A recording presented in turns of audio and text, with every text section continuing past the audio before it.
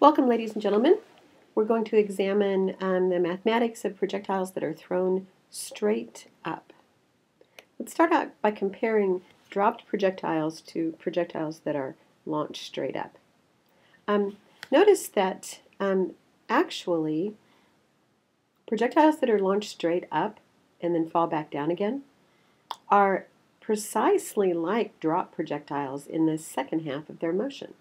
So this portion from, let me use my pen, as this drops from its highest point to its lowest point, that's the same as happens over here, because this essentially is thrown upward to its highest point, and then it drops from that highest point back down to the bottom. I'm not very good with the pen, sorry about that. If you remember, for dropped projectiles, the velocity is 0 meters per second. Well, that's important because the velocity at the peak for a projectile that's thrown straight up is 0 at the very peak. And that should make sense because it has a really high velocity at the bottom. It's going really fast as soon as it leaves the person's hand or the cannon that shoots it or whatever. So it's at its highest velocity to start with. And since the velocity is upward, but the acceleration of gravity is downward, it will slow down as it moves to the top of its trajectory. It will stop for a split second at the top before it falls back down. So the velocity at the peak is 0. That's a really, really important piece of information that makes projectile problems solvable. So many times we rely on knowing that the velocity at the peak is 0. Okay, let's look at this problem. This is the problem you should have. Make sure you have a copy of this page in front of you. Notice that a few of the prompts that I had from before are missing because you need to start to be able to fill these in from scratch. Let's look at this question. The boy throws the ball straight up at a velocity of 75 meters per second. How high is the ball when it reaches the peak? Well, from this phrase, we know the starting velocity. We know that the ball starts upward at 75 meters per second. So that's a piece of given information. From this phrase, when it reaches the peak, we know it's at its highest point, and we know that the final velocity is 0 meters per second. So we're looking for how high the ball is, but we may have to get creative on how we answer this question because we know velocities only. We know a starting velocity, we know a velocity at the peak. Let's see how we'll do that. Okay, so on the picture, that information is labeled. So I have a starting position of 0 meters per second. A starting position of 0 meters. Starting velocity of 75 meters per second. An ending velocity for the time to go from launch to peak. That would be the end of that period. The velocity is 0. And I want to know what that change in position is. I want to know how high the ball is when it's here. So we're going to list that information along this side. We've got to make sure that we include acceleration of gravity. So list all of these pieces of given information. And what we're looking for ultimately is how high the ball is at the peak. Now, we have to look over these pieces of information, these equations, to help us figure out which ones to use. So let's start right here. Let's start with this equation. Do we know everything we need to know to use this equation?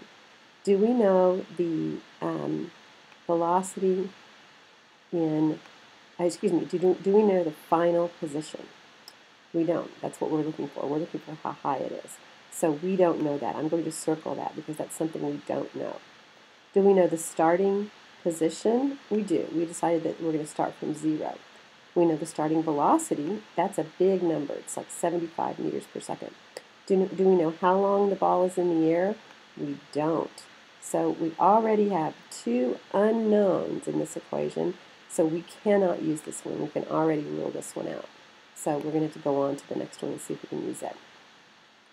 Do we know the final velocity? Well, we do if we're going to pay attention to only from here to here. Because that's really all we need to pay attention to. We want to know how high it got. So we don't need to pay attention to how far it fell because that will be the same. Now, let's look back up here at what we're looking for. We're looking for the distance in the y direction. We're looking for whether or not we can figure out how high it went. And you know what? This equation doesn't give us that. This has no variables in it to tell us the final y position. So this one, we could use it, but it wouldn't give us the variable we're looking for. Let's look at this equation. This one's kind of scary, but it's not as bad as it looks. Do we know the final velocity in the y direction? And we do if we're taking just this half of the motion. It's 0. Do we know the starting velocity in the y direction? We do. It's 75 meters per second. We know g, which is the acceleration of gravity, and the only thing we're looking for is the change in y. So perfect. That's the equation we need to use.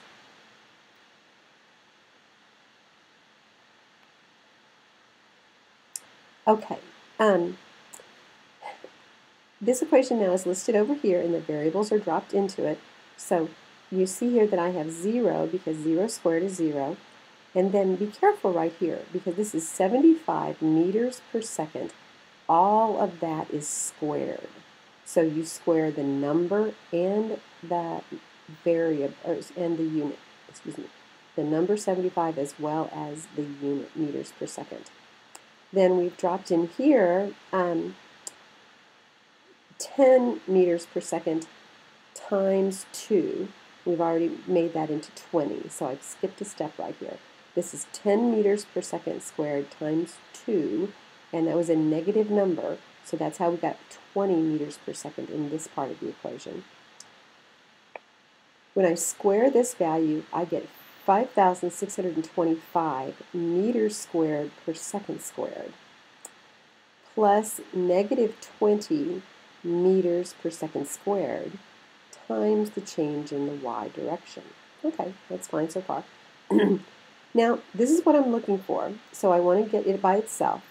I'm adding two numbers together, and this is two values together, and the second one has my target variable in it. So I want to get this by itself. So in order to make that happen, I need to subtract this from both sides. So then I have negative 5,625 meters squared per second squared equals negative 20 meters per second squared times delta y. Now, this is still what I'm trying to get by itself. So to get delta y by itself, I need to divide by negative 20 meters per second squared. And when I do that, the answer becomes positive because when you divide a negative number by a negative number, you get a positive number. So ultimately the answer is 281.25 meters. So I've said that here in a sentence as well.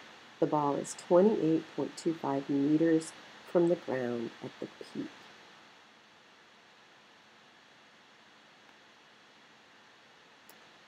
Okay, there's our projectile equations again. So far we've been using just this side, and we'll continue working on these problems. Keep doing your best. Good luck. Thank you.